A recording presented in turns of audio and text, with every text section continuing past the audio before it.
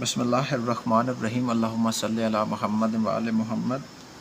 Assistant election commissioner की jobs आई, आप लोगों ने देख ली हैं। यूट्यूब पे जो है ना वो अवेलेबल है, उनकी इंस्ट्रक्शन सारा कुछ आप लोगों ने पढ़ लिया है। मैं भी थोड़ा सा आप लोगों को बताऊंगा, लेकिन मैं इसकी जो बात करूंगा वो इसकी प्रिपरेशन की स्ट्रेटजीज़ के ऊपर बात करूंगा। ठीक है, इस लेक्चर में यही बात करूँगा और नेक्स्ट लेक्चर में आप लोगों को सोर्सेज वो सारा कुछ तरीक़ाकार मैं आप लोगों को डिफ़ाइन करूँगा कि आप लोग किस तरीके से इस एग्ज़ाम को पास कर सकते हैं। मैं इस असिस्टेंट इलेक्शन कमिश्नर की जॉब्स को एलीट क्लास की जॉब्स कंसीडर करूँगा, क्योंकि इसमें सैलरी पैकेज तो तकरीबन कोई 1.5 लाख से ज़्यादा है। ठीक है, तो इसमें क्वालिफ़िकेशंस देख लीजिए। 27 जो है ना इसमें जॉब्स हैं, 27 सीट्स हैं इसमें। तो क्वालिफ़िकेशन का जो सेट है, इसमें जो एक्सपीरियंस है, MA MSc या सेकेंड डिवीज़न होनी चाहिए।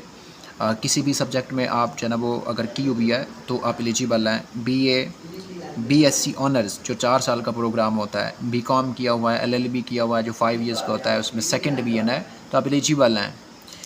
इसके साथ अगर LLB 3 इयर्स किया हुआ है प्लस 2 इयर्स किसी भी गवर्नमेंट जो है ना वो ऑर्गेनाइजेशन में, किसी भी गवर्नमेंट डिपार्टमेंट में आपकी 2 साल की सर्विस है तो भी आप एलिजिबल हैं। BA या BSc ऑनर किया हुआ है 2 साल प्लस आपका कोई सर्विस रिकॉर्ड है किसी भी गवर्नमेंट जॉब में, तो फिर भी आप एलिजिबल हैं। अब इसमें BS का जो है ना वो नहीं लिखा हुआ, BS ऑनर्स का, लेकिन ऑनर्स की जब बात आती है तो वो भी एलिजिबल हैं आप। मतलब किसी भी तरह की कोई एजुकेशन है जो कि 16 ग्रेड के रेलेवेंट हो, तो आप जितने भी ये कैटेगरीज़ हैं उसमें आप फॉल कर सकते हैं, तो आप अप्लाई कर सकते हैं। बहुत अच्छी जॉब है, पूरे पाकिस्तान के लिए है, सिवाय बलूचिस्तान और हाँ बलूचिस्तान के अलावा बाकी तकरीबन सारे प्रोविंसेस के लिए ये मौजूद है। पूरे पाकिस्तान में इसकी पोस्टिंग हो सकती है, बलूचिस्तान में भी हो सकती है, मुसाखेल में भी हो सकती है। ठीक है, जहाँ पे टेररिज्म बहुत ज़्यादा है, तो घबराना नहीं है। 27 इसमें सीट्स हैं। इसकी जो डिवीज़न है, 2 इसमें जो है ना वो ओपन मेरिट की हैं, मतलब जो टॉप सीट्स हैं। पंजाब की 10 सीट्स हैं और 10 में से 3 वुमेन की हैं और 1 माइनॉरिटी कोटा की है। सिंध की टोटल 8 सीट्स हैं, इसमें से 3 सिंध अर्बन की हैं और 3 रूरल की हैं और 1 इसमें माइनॉरिटी की सीट है। इसी तरह KP की 5 सीट्स हैं, फाटा की 1 है, आज़ाद कश्मीर और आज़ाद जम्मू एंड कश्मीर की भी 1 सीट है।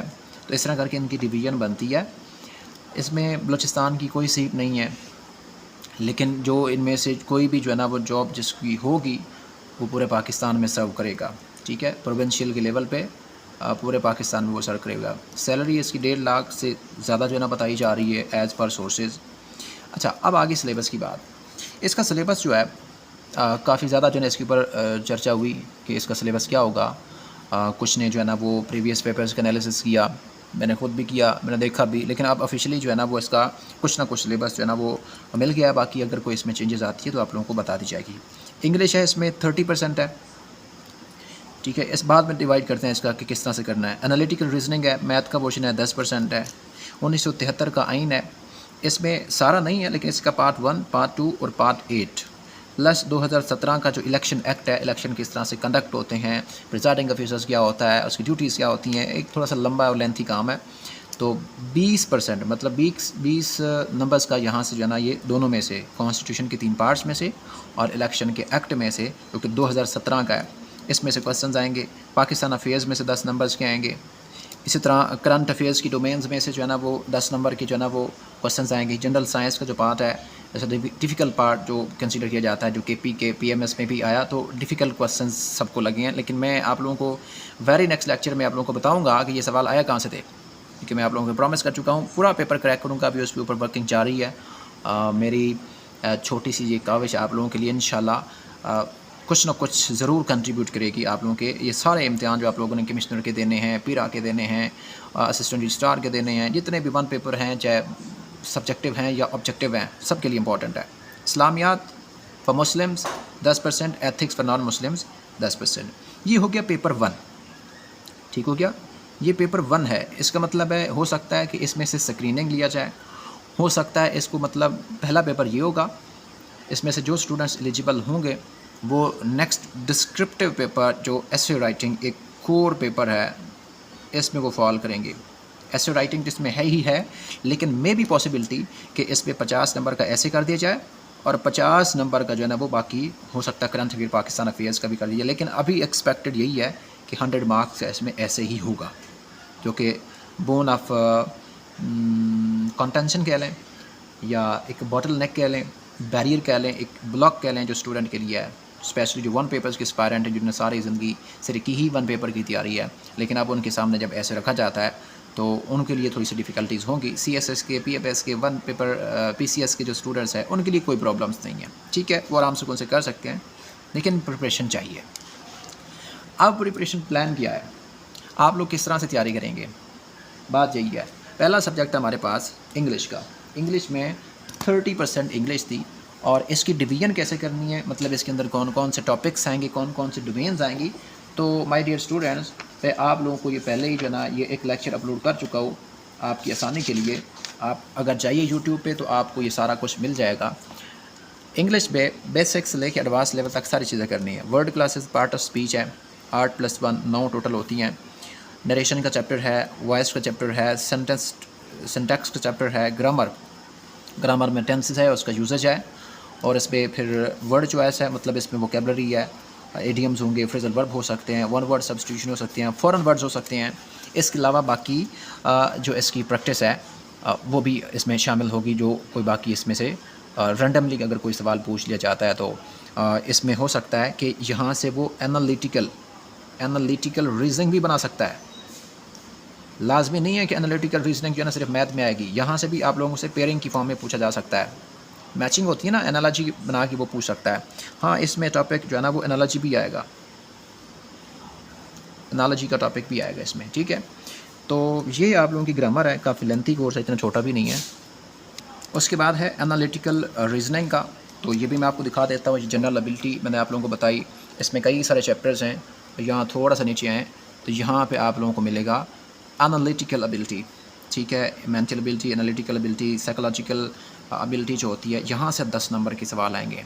पिक्चर की फॉर्म में आ सकते हैं, और कोई कंडीशन दे सकता है, मतलब कुछ भी दे सकता है। जब लेक्चर अपलोड होगा इसके ऊपर तो आप लोग जो है ना ये इसमें से सीखेंगे। यहाँ से हो गया। उसके बाद है कॉन्स्टिट्यूशन का हिस्सा है और एक्ट का हिस्सा है, इसके ऊपर मैं वीडियो बनाऊँगा सेपरेटली, आप लोगों को पढ़ाऊँगा। आप लोग तरीक़ाकार देखेंगे कि आप लोगों को बहुत आसान लगेगा चीज़ें। यूट्यूब पे आप लोग देख सकते हैं, लेकिन आप लोगों को चीज़ें मैं पढ़ाऊँगा, बहुत अच्छी होंगी और टू द पॉइंट होगी, और आप आसानी से पढ़ सकते हैं। पाकिस्तान अफेयर्स का सिलेबस, ठीक है, वो भी ऑलरेडी जो है ना यूट्यूब पे पड़ा हुआ है। जिस तरह ये करंट अफेयर्स का है, ये सारी डेवलपमेंट्स जो है ना वो करंट अफेयर्स की इसके अंदर हैं। पूरे के पूरे कोई 50 के करीब टॉपिक्स बनते हैं। उसके बाद पाकिस्तान अफेयर है, मुतालिया पाकिस्तान है। ये सारा का सारा मैंने आप लोगों को सारे की चीज़ें बताई, जो कि अभी आप लोग इसके 2 लेक्चर्स देखे भी हैं पाकिस्तान अफेयर की रिवीजन के ऊपर। आप लोगों ने इसकी डोमेन्स देखी हैं, इसकी डायनामिक्स देखी हैं, डिफरेंट जो है ना आप लोगों को इसके टॉपिक्स मिले हैं, इसकी स्ट्रेटजीज मिले हैं। इसके बाद बात करें तो नेक्स्ट जो बनता है वो है करंट अफेयर्स हो गया। जनरल साइंस, जनरल साइंस को मैं 3 हिस्सों में डिवाइड करूँगा। जनरल साइंस एक तो है बायोलॉजिकल पोर्शन, ठीक है, दूसरा है केमिस्ट्री, तीसरा है फिज़िक्स।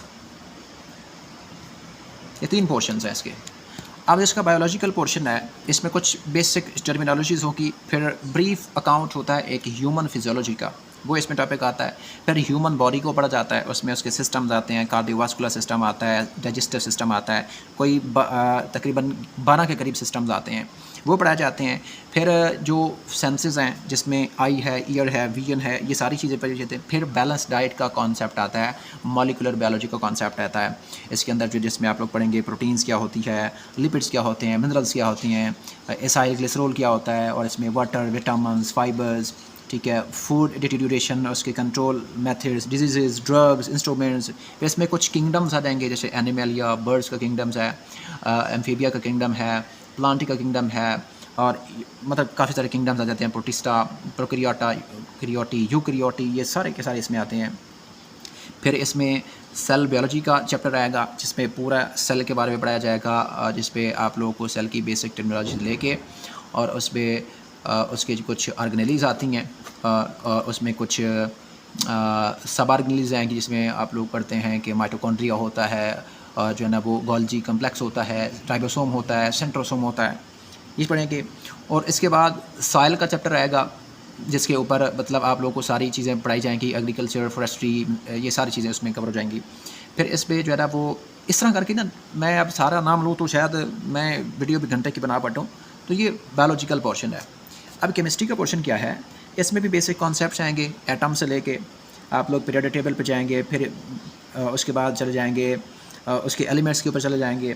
फिर उसमें आप एक चैप्टर आता है मैट्रिक क्लास में, 9 क्लास में लास्ट चैप्टर, जिसमें metals, metalloids, non metals, gases, ये सारे लिक्विड, सॉलिड, वाटर, तो ये आता है। फिर इसमें आता है एक चैप्टर थर्मोमेट्री का। फिर इसमें एक्सपेरिमेंटल फंडामेंटल्स आते हैं, जिसमें उसमें टेक्निक्स सिखाई जाती हैं। फिर इसमें आएगा ऑर्गेनिक केमिस्ट्री, फिर इनऑर्गेनिक केमिस्ट्री, ठीक है, इंडस्ट्रियल केमिस्ट्री, इन्वायरमेंटल केमिस्ट्री। तो ये सारी की सारी, अब इन्वायरमेंटल केमिस्ट्री में देखो बहुत ज़्यादा है, इसमें कोल पढ़ेंगे, क्लाइमेट चेंज पढ़ेंगे, ग्लोबल वार्मिंग पढ़ेंगे, अर्थ पढ़ेंगे, अर्थ का स्ट्रक्चर पढ़ेंगे, ठीक है ना, अर्थ के ऊपर जो है ना सारे के सारे जो है ना उसके जो डायनामिक्स हैं वो सारे के सारे देखेंगे। फिर मतलब लंबी लंबी है ये भी। फिर फिज़िक्स के ऊपर है, जिसमें आप लोग देखा कि KPMS में भी कुछ उसके सवाल आए हुए थे। ओहम का उसने पूछ लिया, उसने फैथम का पूछ लिया। तो ये आप लोग को पता होता तो फिज़िक्स, जिसमें बेसिक कॉन्सेप्ट्स आएंगे, इसी क्वांटिटीज़ में स्केलर क्वांटिटीज़, वेक्टर क्वांटिटीज़।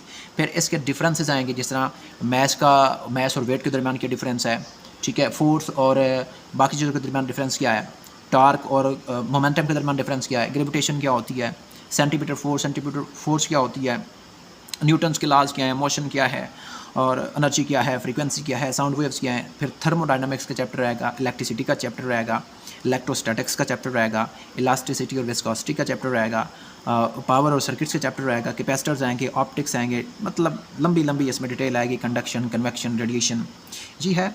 अच्छा, इसके बाद एक सेक्शन आता है एक और भी, मैं इसके साथ रखता हूँ, थोड़ा सेपरेट रखता हूँ, जो कि एवरीडे साइंस या जनरल साइंस की जो मेन कोर है, एस्ट्रोनॉमी का चैप्टर जो है ना, जिसमें से क्वेश्चंस एक्सपेक्टेड होते हैं, वो भी मैं साथ इसमें पढ़ाता हूँ, जिसमें आप लोग पूरी यूनिवर्स को पढ़ते हैं, उसकी कंपोजिशन को पढ़ते हैं, सोलर सिस्टम को पढ़ते हैं, ठीक है। और इस तरह करके ये सारी डिवीजन है। ये तकरीबन कोई 150 के करीब जो है ना ये सारे टॉपिक्स जाके बनते हैं, 150 से भी ज़्यादा बनते हैं। ये एवरेज है, इतने करने ज़रूरी हैं। आप लोगों को देखें ना कि जनरल साइंस बड़ी मुश्किल आती है। आप KPMS में देखें तो जब मैं लेक्चर को ब्रेक करूँगा ना, ये KP का जो PMS का जो आया है पेपर 100 मार्क्स का, आप लोग हैरान हो जाएंगे कि सर ये कहाँ से आ गए सवाल, किधर किधर से मैं जो है ना उसको उठा के लाऊंगा। इस तरह करके आप लोग जनरल साइंस की तैयारी करेंगे और 10 मार्क्स के लिए फ़ाइट करेंगे।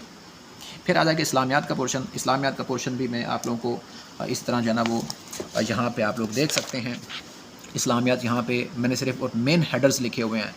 ये बहुत लंबी इस्लामियात है, जो कि मुश्किल पेपर आता है इसमें से भी, और चीज़ें जो है ना थोड़ी कम्प्लेक्स आती हैं। तो इस तरह करके मतलब इसका कोर्स कंटेंट है जो कि आप करेंगे। और फिर उसके बाद आता है इसका जो है ना वो डिस्क्रिप्टिव पेपर, ऐसे राइटिंग, जो आप लोग यूट्यूब चैनल पे मेरे पे सीख भी रहे हैं, आप लोगों को पता भी चल जाएगा।